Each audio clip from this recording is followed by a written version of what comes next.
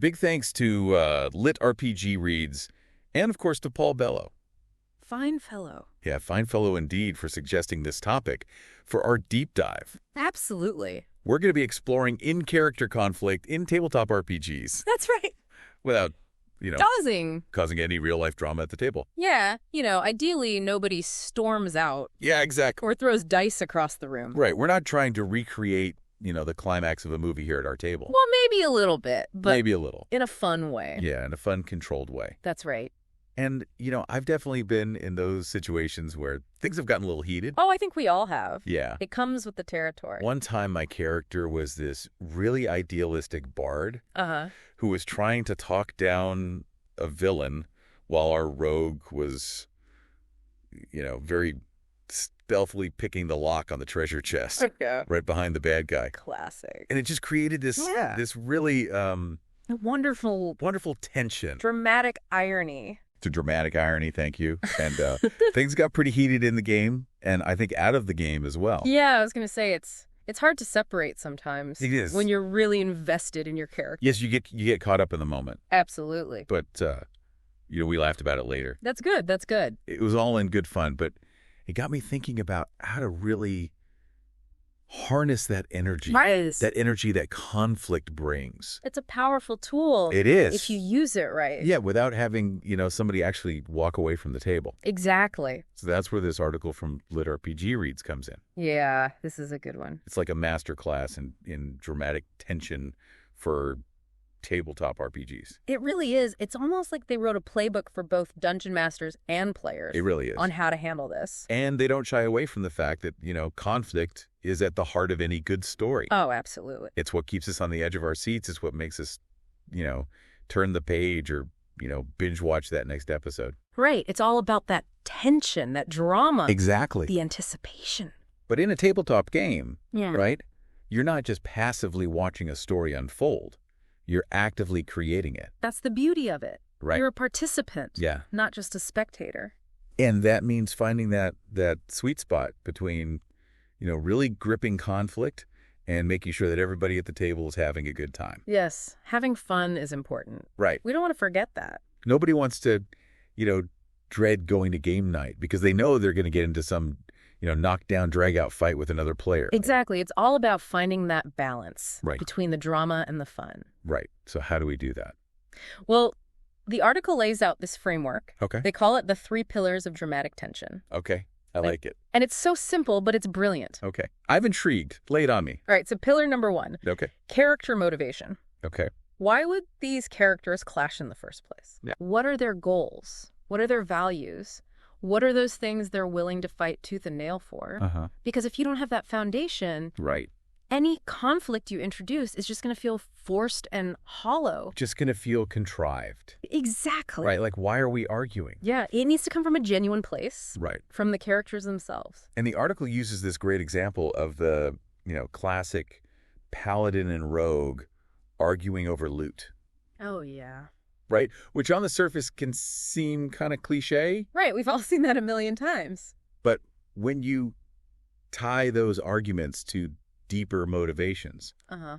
suddenly it becomes fascinating. It becomes about something more Right. than just the loot. Yeah. Is the paladin trying to, fund an orphanage? Right. Or is the rogue trying to pay off a debt to a shadowy organization? Those are good ones. Right. So suddenly it's not about stuff. Right. It's about their values. It's about who they are. And that's where things get really interesting. So I guess the question for our listeners is, think about your current game. Yeah. What are the core motivations that are really driving your character? That's a good question. And how might those motivations clash with the goals and values of the other characters at the table? Ooh, that's where the sparks start to fly. Right. That's where the drama begins. That's where the real drama begins. Exactly. And that brings us to pillar number 2. Okay, hit me. Player consent. Ah, This is huge. this is huge. This is absolutely crucial. The article really stresses this. Yeah, No one should ever be forced into a scenario in a game right. that makes them uncomfortable in real life. That makes them uncomfortable as a person. Exactly. Oh, And this is where they introduce this concept of lines and veils. Okay, lines and veils. I love this concept. Break it down for me. All right, so think of lines as your hard no-go zones. Okay. These are the things that would make you uncomfortable if they came up in the game. Right. Either as a player or as a character. These are things we just don't touch. The hard limits. Hard limits, exactly. Sure. And veils All right. are more like a fade to black in a movie. Okay. You can hint at something, but we don't need to go into graphic detail. Right. We don't need to dwell on it. We respect that boundary. Exactly. It's about acknowledging that something might be happening. Right. But we don't need to make everyone uncomfortable by putting it front and center. Okay. Like And it. talking about these lines and veils beforehand during session 0 Right. is so important because it creates this shared understanding of what's okay and what's not okay at the table. It sets those boundaries early. Exactly. And it ensures that everyone feels safe and respected. And that's what we want. Absolutely. And that brings us to the third pillar. Ooh, the third pillar. Let's hear it. Story integration. Okay. This is where the conflict really earns its keep. Right. It can't just be random bickering or personal animosity. Right. It has to tie into the bigger picture. Exactly. It needs to matter to the overall plot. It should drive the story forward, reveal secrets, raise the stakes. Okay. Really make the players feel like their choices have consequences. So instead of our paladin and rogue just arguing over, who gets to keep that shiny trinket, Right? their conflict could actually expose a deeper conspiracy within the city. Ooh, I like that. Right. It's good. Maybe the rogue's shady creditor is actually part of a larger criminal organization that the paladin has sworn to take down. Oh, that's juicy. Right? So suddenly their little argument Right? becomes this engine Exactly. that's driving the entire campaign forward. It's no longer just a personal squabble. Right. It's something that has repercussions for the whole world. Now we're talking. Now we're cooking with gas. So we've got these 3 pillars: character, motivation, player, consent, story integration. The trifecta. The trifecta. I like it. Of dramatic tension. It's a good foundation It is. for creating really compelling conflict. Absolutely. But how do we actually make those conflicts happen organically in a game? That's the million-dollar question, isn't it? That's what I want to know. Well, luckily for us, Lit RPG Reads has some answers. They always do. They always do. They dive into some really practical techniques. Okay. And one of them is crafting character backstories that naturally lead to friction. Okay, so you're saying like bake in that conflict Exactly. from the beginning. From the very start. I like it. Think of it like weaving these seeds of conflict right into the fabric of who your characters are before they even meet. Right. They've got this potential for disagreement built in. Okay. So we're not coming up with reasons for them to clash in the moment. No. We're thinking about this in advance. We're being proactive. Proactive. I like it. We're planting those seeds. Right? And they can grow And they will grow, believe me. organically over time. Organically, exactly. So give me an example. I'm really intrigued by this idea. All right, so what if one of your characters is seeking redemption for a dark past? Okay, classic. Right. A lot of good stories start that way. Exactly. But another character is solely focused on acquiring wealth and power, no matter the cost. Okay, I see where this is going. Their fundamental values Are going to clash. are practically guaranteed to collide at some point. At some point. It's inevitable. Well, it's inevitable, right? Right. Maybe the redemption-seeking character has to make a difficult choice. Okay. Do they steal a valuable artifact to save someone they love? Ooh. But in doing so, they might be jeopardizing their own path to redemption. Right, because they're backsliding into those old habits. Exactly. And meanwhile, the wealth-obsessed character sees this as an opportunity to cash in. Right. Consequences be damned. Consequences, schmonsequences. That's a great word, schmonsequences. It's a technical term. It is. So now you've got this really juicy dilemma Right. that's going to test both characters. It's going to test their friendship. It's going to test their morals. Everything's on the line. And that's what makes role-playing so compelling, right? Exactly. It's not just about rolling dice. It's about those tough choices.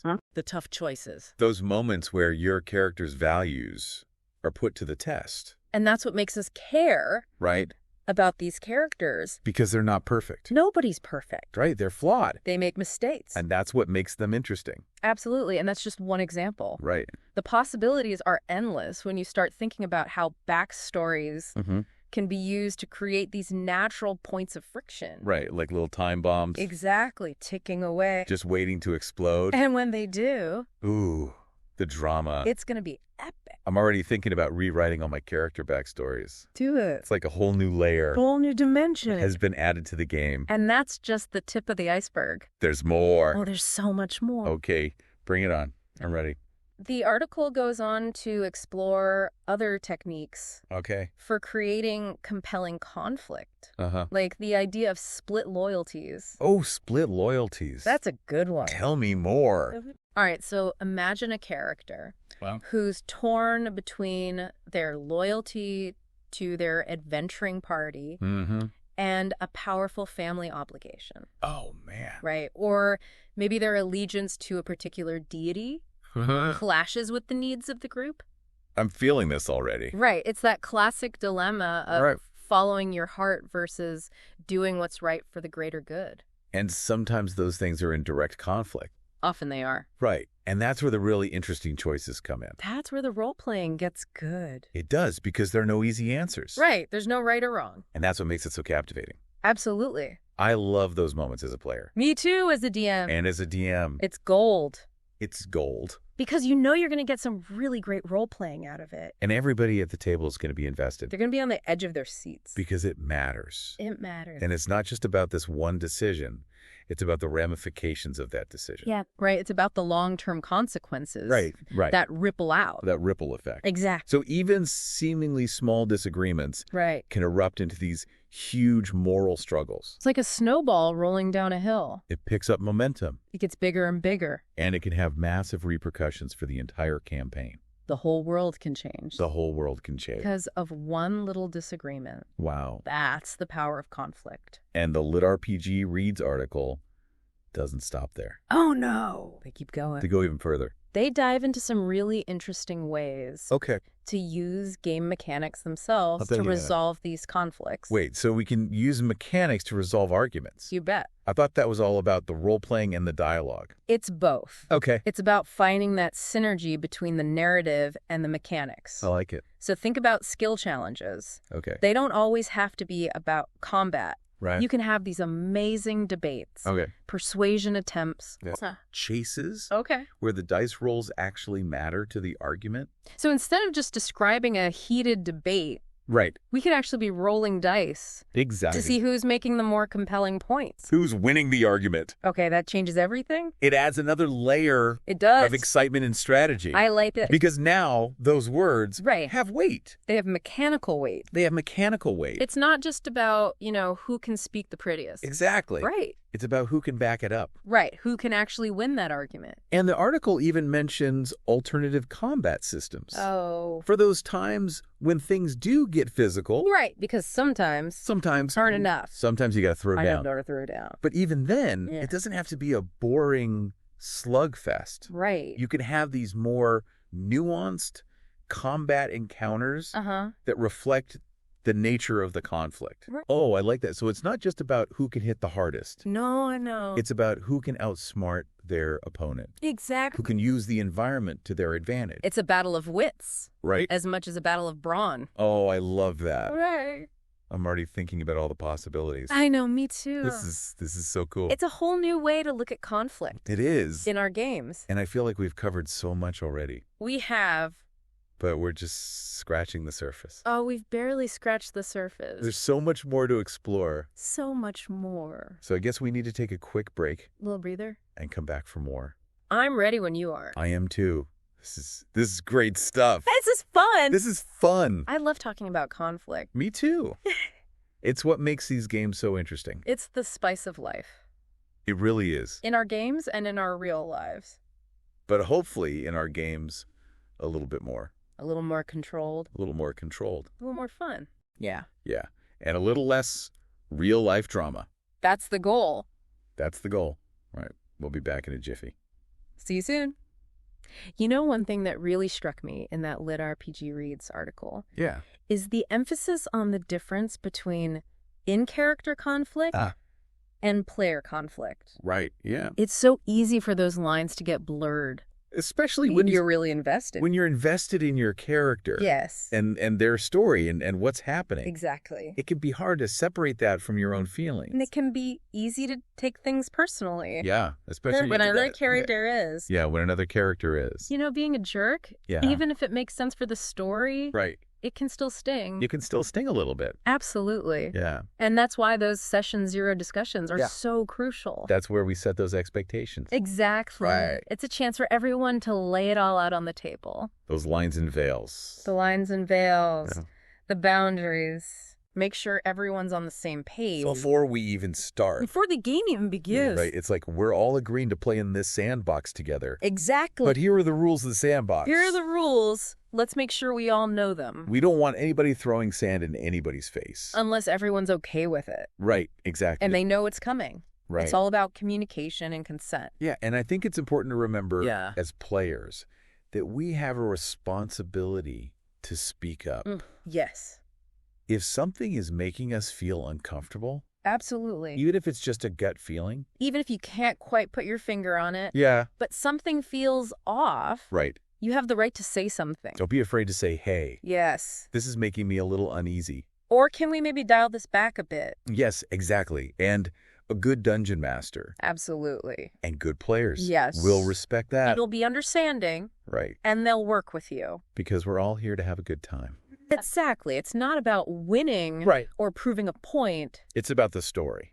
It's about the shared experience. Right. And those shared experiences are so much better. Oh, absolutely. When we all feel safe and respected. When everyone feels comfortable. Right. And like they can be themselves at the table. Contribute to this story. Exactly. Without fear of judgment or, being put in a situation that they're not okay with. It's about creating a space where everyone can thrive. Yes.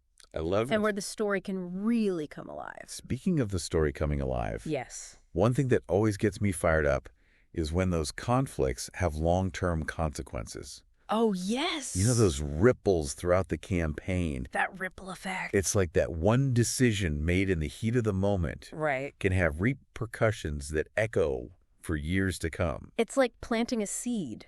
Yes. That grows into this massive tree. That changes the landscape of the entire world. Exactly. And as a dungeon master. Oh, it's a fantastic tool. That's got to be so much fun. It's so much fun. Right, to see those seeds that you planted. Yes. Maybe without even realizing it. Sometimes you don't even plant it. Right, and then to see how they grow and develop over time. And how the players react to them. Right, and how it shapes the world. It makes the world feel so dynamic. It does. It makes it feel real. It's not just a static backdrop. Right. It's constantly evolving. In response to those conflicts. In response to the players' choices. And it reminds me of something else that the Liter RPG Reads article mentioned. Oh, yeah. Using those conflicts to create redemption arcs. Redemption arcs. Right. A character who's made mistakes in the past. Right. Can earn back the trust of their companions and find a new path forward. It's such a powerful storytelling device. It is. Because it taps into that universal desire for redemption. Right. We all make mistakes. We all mess up. But it's about how we learn from them. And how we grow. And how we make amends. Exactly. And become better versions of ourselves. In those redemption arcs. They don't always have to be these grand gestures or heroic sacrifices. Right. It can be the little things. It can be the quiet moments. Yes. A heartfelt apology. A small act of kindness. The willingness to forgive. Right. Those can be incredibly powerful. Especially when they emerge from that crucible of conflict. It's like the conflict forges those bonds. It refines them. It makes them stronger. Yes. And more meaningful. Man, this is making me want to get back to the gaming table, like right now. I know. Me too. I'm already brainstorming all sorts of ways to weave conflict into my campaigns. To create those moments of tension and drama. And see where the story takes us. That's what it's all about. That's the beauty of it. The unpredictability, the surprises. And the fact that we're creating this together. Collaboratively. Yeah. With our friends. And speaking of creating things together. Yes. Remember that question we posed earlier? Oh, yes. We want to hear from you. Absolutely. Our listeners, we want to know. What's the most memorable in-character conflict that you've experienced? That you've ever experienced in a tabletop RPG? What made it so gripping? What were the stakes? How did it resolve? Was it a battle of words? A clash of swords? Or something even more unexpected? We want to hear all about it. Share your stories in the comments below. We can't wait to read them. It's funny how we think of conflict as a bad thing. Right. Like something to be avoided. Yeah. But in tabletop RPGs, it's actually a gift. It really is. It's a catalyst for some of the most memorable moments. The best stories come from conflict. They do, and it makes the victories so much sweeter. right? Yeah. When you've gone through that struggle. When you've overcome those challenges. And you've come out the other side. Stronger. Stronger, yeah. It's like forging steel. It is. You need that heat, that pressure. To create something beautiful. To create something lasting. And I'm thinking back to that game with the paladin and the rogue. Who were practically at each other's throats. Classic. But in the end, they actually worked together. They found a way. They did. To make it work. They used their unique skills to expose the real villain. And save the day. And save the day. Teamwork makes the dream work. It does. Even when that teamwork comes from a place of conflict. Especially when it comes from conflict. Right. It's like those classic buddy cop movies. Oh, yeah. They start off as rivals, but through those conflicts, right, they learn to respect each other. They learn to appreciate each other's strengths. And eventually they become this unstoppable duo. It's a tale as old as time. It is.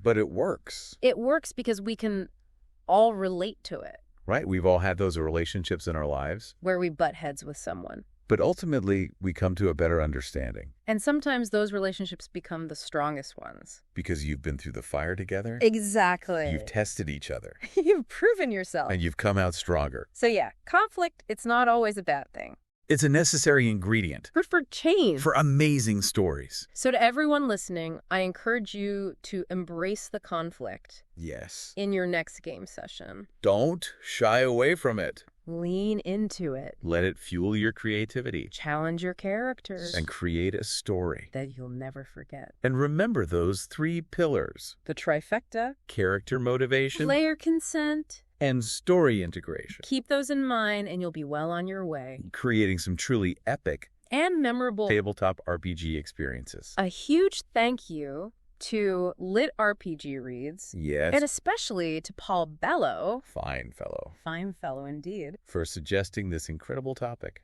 Be sure to check out Lit RPG Reads for more fantastic deep dives into the world of tabletop gaming. And let us know in the comments what you think about in character conflict. What are your tips and tricks? What are your most memorable conflict stories? We can't wait to hear from you. Until next time. Happy gaming.